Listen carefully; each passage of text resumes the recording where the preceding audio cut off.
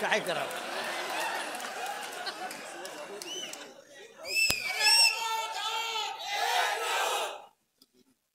या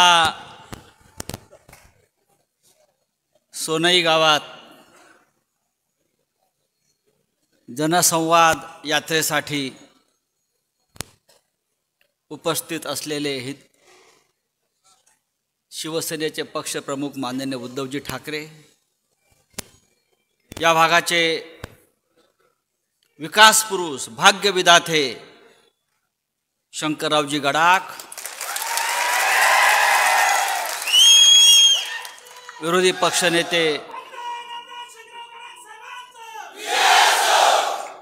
पक्षनेते अंबादास दानवे, व्यासपीठावरील सर्व शिवसेनेचे मान्यवर नेते पदाधिकारी आणि या सभागृहात जमलेले सर्व शिवसैनिक, फार उद्धव साहेबांचं स्वागत आपण ज्या पद्धतीने मगाशी सोनई गावात केलं, मला गंमत वाटली. स्वागत एवढं प्रचंड होतं साहेब. आपण गाडीच्या बाहेर उतरलात लोकांना अभिवादन करण्यासाठी, गाडी पुढे जात नव्हती. मला असं वाटलं की क्षणभर हे गाडीतनं उतरवून आपल्याला खांद्यावर घेऊन इकडे येतात की काय डोक्यावर. पण लक्षात घ्या, आपण बरोबर करताय. महाराष्ट्रानं जे नेतृत्व डोक्यावर घेतलेलं आहे ते उद्धव ठाकरे साहेबांचं आहे. बाकी सगळे गेले, एकच. मगाशी मी इथे एक पोस्टर बघितलंय, दाखव. ते ते ते ते उद्धवजी बघा, उभा राहा.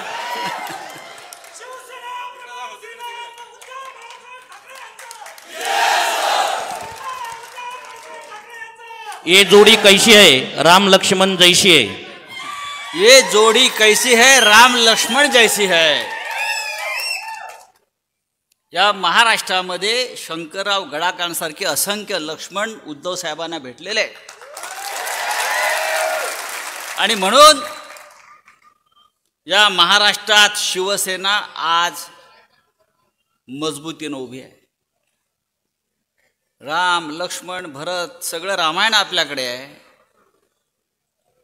हे रामायण आपण जिंकणार आहोत त्या महाराष्ट्रातलं. याचं कारण असं आहे, आपण सगळे इथे हनुमान आहात, बजरंगबली. या भूमीवरचा पहिला शिवसैनिक कोण असेल तर तो हनुमान, बजरंगबली. लक्षात ठेवा. आपण प्राण जाय पर वचन न जाय, लढू आम्ही. शंकरराव गडाख, मगाशी आपल्या भाषणात आपण उल्लेख केला की आपण अपक्ष म्हणून निवडून आलात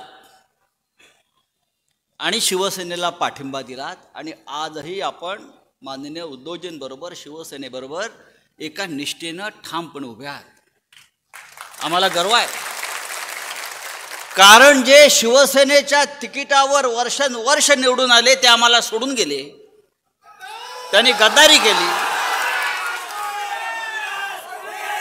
आणि हा आमचा शंकर लक्ष्मणाच्या नात्यानं उद्धवजींच्या बरोबर ठामपणे उभा आहे. त्याच्यामुळे आम्हाला चिंता नाही. काल अजून एक कोणीतरी अशोकराव चव्हाण गेले.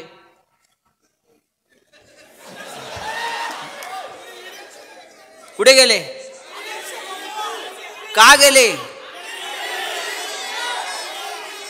ईडी.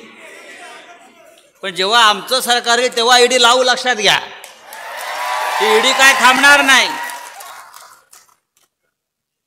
हे अशोक चव्हाण चांगला माणूस, महाराष्ट्राचा मुख्यमंत्री होता. त्याचे वडील केंद्रामध्ये गृहमंत्री, संरक्षण मंत्री, अर्थमंत्री, हे राज्याचे मुख्यमंत्री. अरे तुमच्या पक्षाने तुम्हाला काय दिलं नाही. पण जेव्हा पक्ष संकटात असताना जे पळून जातात त्या पळपुट्यांना महाराष्ट्र मानत नाही, माफ करत नाही. आणि गंमत वाटते मला भारतीय जनता पक्षाची. अशोक चव्हाण यांच्यावरती या देशातला सगळ्यात मोठा भ्रष्टाचाराचा आरोप कोणी केला असेल तर तो नरेंद्र मोदींनी केला. आदर्श घोटाळा, आदर्श घोटाळा. हा तुम्हाला माहिती आहे का आदर्श घोटाळा? कारगिल युद्धातील शहीदांसाठी, जे हुतात्मे झाले कारगिलच्या युद्धात,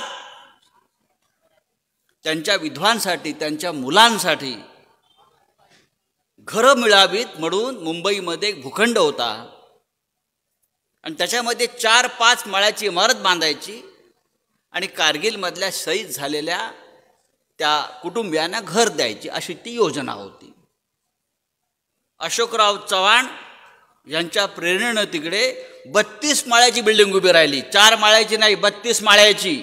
आणि त्यातलं एकही घर शहीदांना मिळालं नाही. हा सगळ्यात मोठा शहीद घोटाळा.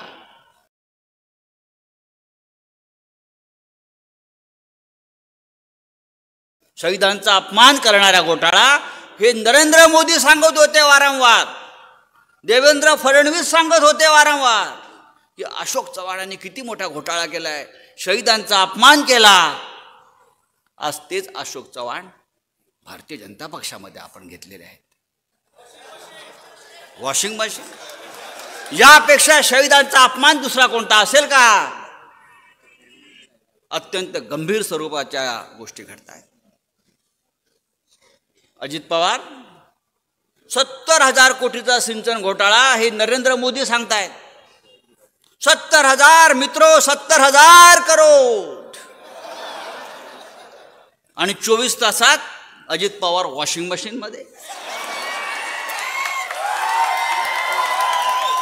हे तुमचे एकनाथ मिंधे आणि ते 40 चोर, प्रत्येकावर भ्रष्टाचाराचा आरोप आहे.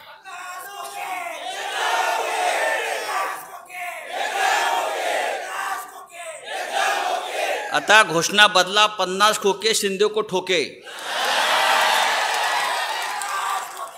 तेव्हा आपल्याला एकच करायचं आहे, भ्रष्टाचारांना पाठीशी घालणारं, महाराष्ट्र बदनाम करणारं हे सरकार आपल्याला उलथवून टाकायचं आहे. आणि या राज्यामध्ये आपल्याला रामराज्य आणायचं आहे. रामराज्य म्हणजे मोदी सांगतो ते रामराज्य नाही, ते रावण राज्य आहे, ते गुंडांचं राज्य आहे, ते चोरांचं राज्य आहे. आपण शेतकरी आहात, आपण कष्टकरी आहात, आपण कष्ट करता, आपण मेहनत करता. पण आपली अवस्था काय मला माहिती आहे, उद्योजकांना माहिती आहे. आज दिल्लीच्या सीमेवर हजारो शेतकरी पंजाबमधून, हरियाणामधून त्यांच्या लहान लहान मागण्यांसाठी, हमी भावासाठी, शेतीला भाव मिळावा यासाठी कूच करतायत. पण दिल्लीच्या सीमेवर सैन्य उभं केलंय बंदुका घेऊन, रणगाडे उभे केले आहेत. त्यांना शेतकऱ्यांना रोखण्यासाठी रस्त्यावर खिळे मारलेले आहेत, रस्त्यावरती भिंत उभी केलेली आहे शेतकऱ्यांना दिल्लीत येता येऊ नये म्हणून. आणि तुम्ही शेतकऱ्यांच्या हिताच्या गोष्टी करता. हा एवढा बंदोबस्त चीनच्या सीमेवर केला असता तर लडाखमध्ये चीनचं सैन्य आज घुसलं नसतं आणि आपली हजारो एकर जमीन चीनने गिळली नसती. पण ज्या बंदुका तुम्ही शेतकऱ्यांवर रोखताय त्या तुम्ही चीनवर रोखू शकत नाही, इतके तुम्ही डरपोक आहात. काश्मीरमध्ये पाकिस्तान अर्ध घुसलाय हे काय नाही सांगतायत. अरुणाचलमध्ये चीनचं सैन्य घुसलेलं आहे, तिथे यांच्या बंदुका चालत नाहीत, पण शेतकऱ्यांवर बंदुका चालत आहेत. इतकं दळभद्र सरकार या महाराष्ट्रात आणि देशात आलेलं आहे. आणि आता काय तर म्हणजे 400 पार, अरे 200 पार करून दाखवा. यापुढे या महाराष्ट्रातलं आणि दिल्लीतलं सरकार हे शिवसेनेच्या पाठिंब्याशिवाय आणि नेतृत्वाशिवाय येऊ शकत नाही, अशा प्रकारचं वातावरण या राज्यामध्ये आहे. आपण सगळे म्हणतो माननीय उद्धवजींनी राज्याचं मुख्यमंत्रीपद स्वीकारलंच पाहिजे, पण खरं म्हणजे हा देश त्यांना साथ घालतोय की आपण दिल्लीत येऊन देशाचं नेतृत्व स्वीकारलं पाहिजे. आणि आपण त्यासाठी या महाराष्ट्रातून जास्तीत जास्त लोकसभेच्या जागा आपण जिंकून दिल्या पाहिजेत, विधानसभेच्या जागा जिंकून दिल्या पाहिजेत. आणि मला खात्री आहे सोनईची जनता, नेवाशाची जनता या कामात मागे राहणार नाही.